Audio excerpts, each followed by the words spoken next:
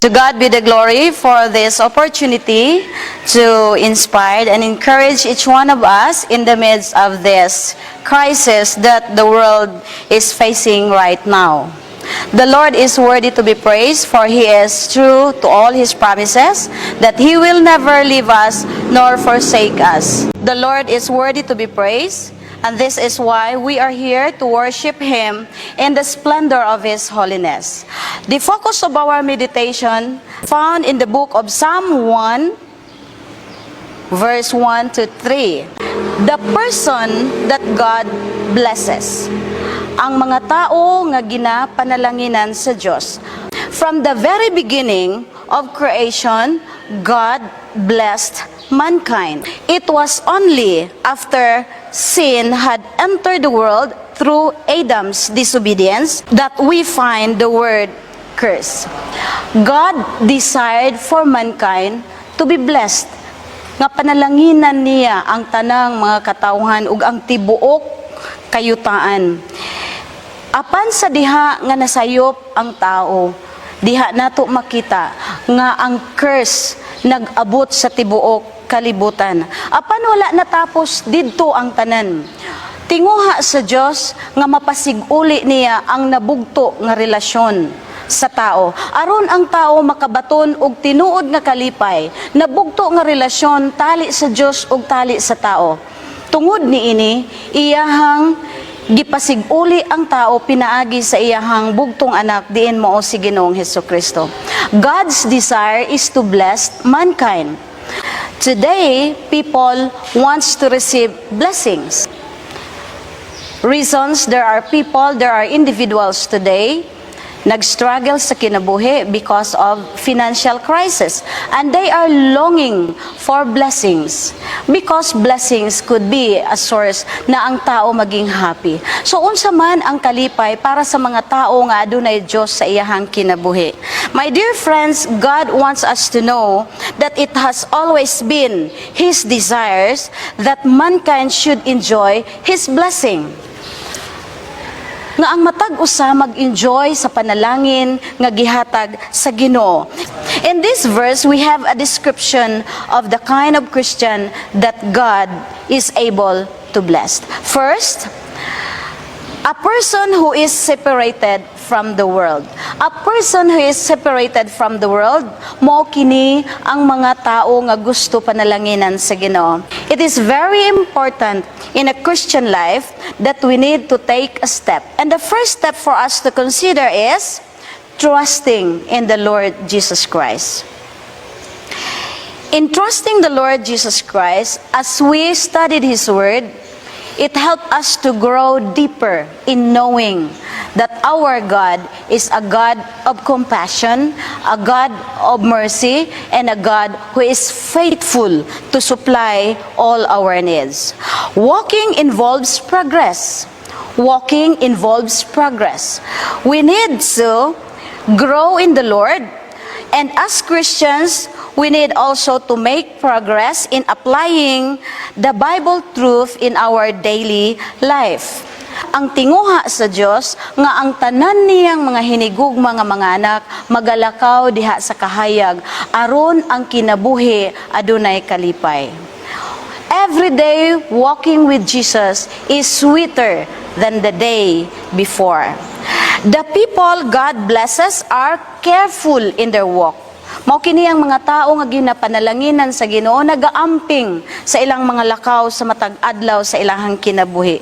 Though they are in the world, they are not of the world. By contrast, it takes little imagination to see people walking near to sin. and then standing to consider it, and finally sitting down to enjoy the pleasure of sin for a season. We can read it in Hebrews chapter 11, verse 25. Now, we see this sad development in Peter's disobedience.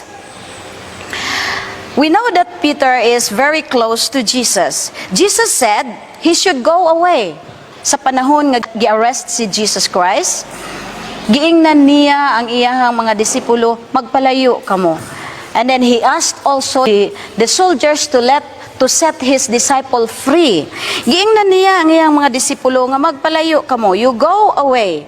But instead, Peter walked after Jesus. Next, we see him standing with the wrong crowd, according to John chapter 18, verse 18. And before long, he is sitting by the fire. In Luke chapter 22, verse 55. You know what happened? He walked right into temptation and 3 times denied the Lord Jesus Christ. After how many years of going with the Lord, doing the ministry, Peter was tempted to deny Jesus 3 times because of his disobedience to Jesus. It is very important that we need also to listen. So Peter, in this situation, he denied the Lord Jesus Christ. If Christians starts to listen to the counsel or advice or plan of the wicked, or listen to the ungodly, they will soon be standing in their way of life. And finally, will sit right down and agree with them. Lisod kaayo kung maminaw na kita sa mga sugyot sa mga taong walay Kristo sa ilang kinabuhi. Kung nagapaminaw na kita sa ilahang mga advices, kung magsugod na kita og paminaw sa ilahang mga plano, only to find out nga usa na niining mga adlaw, usa na kita miuban sa paglingkod kauban kanila. The second person nga gusto sa Dios nga iyahang panalanginan is a person who is saturated with the word, found in verse 2 of Psalm chapter 1. Those whom God blesses are not delighted with what pertains to sin and the world. They delight in the word of God. Nagakalipay sila diha sa pagpamalandong sa pulong sa Ginoo. Nagakalipay sila sa pagbasa sa pulong sa Ginoo. Ug dili lang igo nga nagabasa niini kundili gina-apply nila sa ilang kinabuhi. Nagakinabuhi sila uban ang kalipay sa pagtipig sa pulong sa Ginoo. Tinguha sa Dios nga panalanginan ang tanan niyang mga katawhan. Ilabi na katong mga tao nga adunay Kristo sa ilang kinabuhi. God desires to bless each one of us. It is love for and obedience to the Bible that brings blessing on our lives. It is love to ponder the Word of God, the promises of God. Gugma sa pulong sa Dios, gugma sa pag-claim. Sa panahon sa kalisod sa ato ang kinabuhi, sa panahon nga nag-inusara ka, sa panahon nga wala na'y tao nga mag-comfort kanimo, panahon sa problema sa imong kinabuhi. Kung ang pulong sa Dios ginatipigan nato sulod sa atong kasing-kasing, gihigugma nato ang pagbasa sa iyahang mga pulong. Taliwala sa mga kalisod sa kinabuhi, taliwala sa mga pagsulay, makita nimo ang imong kinabuhi, nagabarug gihapon ka, kauban sa mga saad sa Ginoo. My dear friends in the Lord, God wants to bless us once again. The people God blesses not only read the Word of God daily, but they study upon the Word of God. They memorize the Word of God. And they meditate on it during the day, during the night time in their lives. Their mind is controlled by the Word of God. Because of this, they are led by the Holy Spirit. Bisag unsa ang mga pagsulay nga nagaabot sa kinabuhi sa tao, kung ang pulong sa Dios gihimo nimo kini nga lamparahan sa imuhang mga tiil ug kahayag sa imong mga dalan. you will always find yourself standing on the victory side. The Word of God is faithful and true, and He wants each one of us to be blessed once again. Gikan sa pagkatinunglo, gusto sa Dios nga kita iyang iplastar ang atong kinabuhi, aron kita mahimong bulahan, aron kita magpuyo ni ining kalibutan nga puno sa kalipay. The happiness of the godly people is found in the Word of God. No other way to be happy in this world but to find the promises of God, that He is the God of yesterday, He is the God of today, and He is the God of tomorrow. Meditation is the soul that digests the Word of God, and it also helps us to maintain a good relationship with God. It means understanding the Word, chewing on it, and applying it to our lives makes it a part of the inner person. So God wants to bless you once again. Bisan man kung wala ka na gi-bless sa ubang mga tao. Maybe dunay blessings nga imuhang gi-expect o wala nag-abot sa imuha. Especially today, with the crisis that we are facing nowadays, daghan ng mga tao would just rely to the support of other people and support of the government. But the only assurance for us this time is, bisan man kung adunay shortage ang mga relief goods nga ginadistribute, the only assurance is that your God and my God is the only source of all the blessings that you really need. The secret of a happy life is in the Lord Jesus Christ. Blessings will overflow if you live according to the standard of God.